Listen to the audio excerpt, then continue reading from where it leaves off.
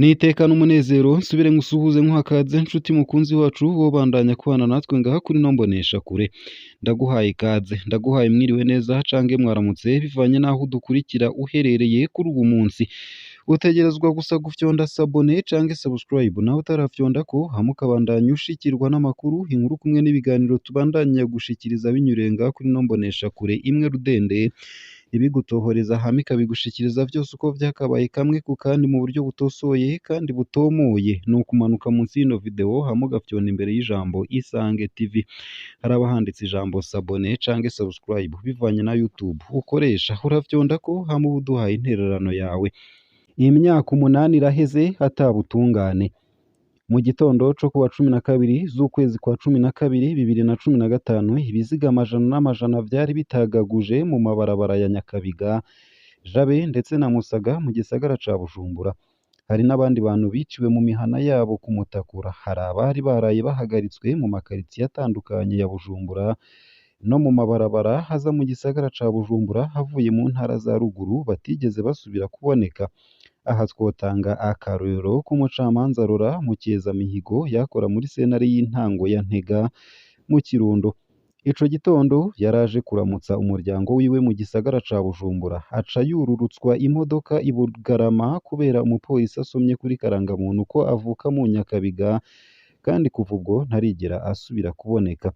Uwo munsi hari haraye hafashwe ku nguvu abigeme n'abakenyezi batagira igitigiri mu Nyakabiga no ku Musaga aho imbonerakure abasirikare bo muri BSPI abapolisi bo muri API ndetse na BEA be n'abakozi b'iperereza bari biraye mu mihana yuzuye ubwoba bihereza uwo bashatse wese bahasanze. Icitwazo ibitero vy'amakambi ya gisirikare mu Ngagara ndetse no ku Musaga. Mu gaturuturu kuwa 11 z'ukwezi kwa 12 2015 hari abantu bitwaje ibirwanisho binjiye mu ikambi yo mu Ngagara no mu makambi atumbereye ku Musaga na cane cane ishure rya gisirikare Iskamu, ikambi y'abaparakomando, ikambi ibitse ibikoresho vya gisirikare bita Camp Base be na Camp Muha. Bikunze kuvugwa ko ari u Rwanda rwateye amakambi ariko ikiri ukuri nuko urwo rwaruka rwari rwavuganye na bamwe mu basirikare ingene rwinjira rugatora ibirwanisho muri ayo makambi. Hariho aho vyashobotse baratora ibirwanisho mbere baca bagenda bajanye na bamwe mu basoda. Hariho aho bitigeze bishoboka bamwe mu rwaruka na bamwe mu basirikare barafatwa haraba n'abahapfiriye. Mu gatondo ivyo bitero vyari vyaheze. Umuvugizi w'igisirikare w'ico gihe Colonel Gaspard Baratuza yaratangaje uwo munsi nyene ko isaha 4 z'igitondo ibintu vyose vyari vyasubiye mu buryo ko intambara zari zahitanye abantu 12. Aho hari ku munsi wa gatanu igenekerezo rya 11 Munyonyo 2015. Ibara ryo kuwa 12 z'ukwezi kwa 12 2015. Mu gitondo co ku munsi wa gatandatu igenekerezo rya 12 z'ukwezi kwa 12 2015 amabarabara yo mu Nyakabiga ku Musaga ndetse no kwijabe yari yuzuye ibiziga. Mu Nyakabiga niho hari ibiziga vyinshi wasanga biryamitse vyubitse inda bimwe biboshe amaboko mu mugongo vyarashwe mu gakomokomo bimwe bitondetse hamwe neza. Mu biziga vyatowe mu Nyakabiga harimwo ivy'abantu bari baraye bahagaritswe mu bindi bibanza. Akarorero ni Suryetona Herme Nduwingoma umunyeshure yiga muri Eskamu yari yahagaritswe kuwa 11 z'ukwezi kwa 12 2015 inyuma yo mu Kinanira agiye kwivuza. Bukeye ikiziga ciwe catowe mu biziga vyo mu Nyakabiga. Uwo munsi nyene hari n'abandi biciwe aho bakorera ubuzi bwabo cange mu mihana yabo. Akarorero ni Inosa Ntahombaye yari umudandaza w'amata mu Nyakabiga yiciwe mu kazu yadandarizamwo amata aho mu Nyakabiga. Akandi karorero ni umwigisha Ernest Nibitanga yari yigisha ku ishuri ritoya rya Kibenga yiciwe aho yaba ku Mutakura. Ntawo kwibagira na Benoit Ngendakumana yaraherutse kugenwa nk'umuyobozi w'ishure ryisumbuye mu Ngagara. Uwo munsi yafashwe n'abapolisi bo muri APA mu gihe yariko arimuka. Ikiziga ciwe catowe mu bindi biziga mu Nyakabiga. Ibiziga vyatawe mu binogo rusangi.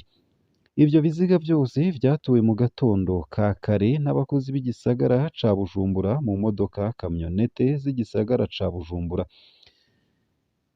Imiryango mikeya izinanye n'abategetsi yarashoboye gusaba ibiziga vy'ababo irabishingura. Abatagira ababo bazinanye n'abakuru bagiye gutabwa mu binogo rusangi mu Kanyosha n'ahandi hatazwi. Uko kunyarutsa kunyegeza ibiziga no kubihamba mu mpisho vyakozwe mu ntumbero yo kunyegeza ibitigiri vy'abishwe. Leta y'u Burundi ikaba yarahavuye yemera ko hapfuye abantu 87, ariko ntaho bihuriye n'abigenga bavuga ko hishwe abantu bari hagati y'ijana na 50 n'amajana 300. Ibinyoma bikwiragizwa n'ubutegetsi. Ubutegetsi bwa CNDD-FDD bwama bukwiragiza ibinyoma ko abishwe uwo munsi bari mu ntambara bateye amakambi. Ico cabaye icitwazo c'ubwicanyi bwari bwarateguwe. Hariho ivyemezo vyinshi bibahinyuza.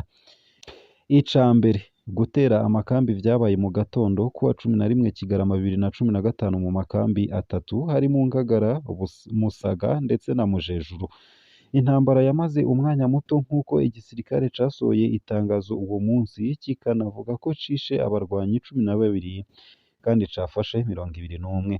Ivyo vyaheranye n'uwo mwanya, none ko atayandi makambi yatewe inyuma, ibindi biziga vyavuye hehe? Mu Nyakabiga nta kambi n'imwe ihabarizwa. None vyagenze gute ngo abe ariho hatorwa ibiziga vyinshi? Abiciwe kw'Ijabe canke ku Mutakura naho vyagenze gute? Ica gatatu, ibiziga vyatawe vyubitse inda, bimwe biboshe amaboko mu mugongo, vyarashwe mu gakomokomo. Hari umuntu yoba agwana aboshe? Ica kane, Suryetona Herme Nduwingoma yafatiwe ku Murango mu Kinanira, ajanwa mw'iperereza gusambishwa, bukeye atorwa ikiziga mu Nyakabiga. Vyagenze gute? Bica vyumvikana ko hariho abiciwe ahandi baca baza gutabwa mu Nyakabiga. Hari abahungu 7 bafatiwe mw'ikambi ya Mujejuru mu gatondo kuwa 11 z'ukwezi kw'icumi na kabiri 2015 baja gupfungwa mu gasho k'igipolisi mw'Ijenda. Uwo munsi ku mugoroba barasohowe agasho na Majoro Marius Gahomera. Bukeye mu gatondo kuwa 12 z'ukwezi kw'icumi na kabiri 2015 ibiziga vy'abo bahungu vyatowe aho bita mu Kanyunya muri komine Mukike. Ica gatandatu, mbega abakenyezi n'abigeme bafashwe ku nguvu mu Nyakabiga ndetse na Musaga nabo bariko baragwana? Abategetsi babazwa buno bwicanyi. Hari amakamba 4 yagize uruhara rukomeye mu bwicanyi bwabereye mu Nyakabiga, Jabe ndetse na Musaga inyuma y'umutaga wo kuwa 11 z'ukwezi kw'icumi na kabiri 2015. Ikambi BSPI yari irongowe na Colonel Dominique Nyamugarika, ikambi y'igipolisi EIPI yari irongowe na Colonel Alexandre Muyenge Batazira Manarex, ikambi y'igipolisi Beya yari irongowe na Colonel Desire Uwamahoro. Bene ikambi ya Muha yari irongowe na Majoro Pascal Minani Batazira Amababa. Bano 4 bari basanzwe bajejwe ibikorwa vyo kwica abiyamirije ikiringo ca gatatu ca Nkurunziza. Nyamugaruka, Muyenge ndetse na Uwamahoro bari bajejwe ico gikorwa mu makaritiye yo hagati mu gisagara ca Bujumbura. Mababa we yarajejwe ico gikorwa kigayitse mu bumanuko bw'igisagara ca Bujumbura. Aba nibo ba mbere babazwa buno bwicanyi. General Alain Guillaume Bunyoni niwe yari umutegetsi wo hejuru hajejwe guhonya abiyamirije ikiringo ca gatatu ca Nkurunziza. Ni nawe mu nyuma yarahiye ararengwa ko habaho amatohoza ku bafashe abigeme n'abakenyezi ku nguvu mu Nyakabiga ndetse na Musaga. General Etienne Ntakarutimana Batazira Steve niwe yararongoye iperereza SNL. Muri ico gihe nyene abakozi b'iperereza bari mu bakoze amarorerwa uwo munsi. Iperereza naryo ryari risanzwe riri mu gikorwa co guhonya abiyamirije ikiringo ca gatatu ca Nkurunziza. Denis Karera yararongoye urwego rw'imbonerakure muri CNDD-FDD. Imbonerakure ziri mu baherekeza abasoda n'abapolisi bakoze ibara uwo munsi mu Nyakabiga ndetse no ku Musaga.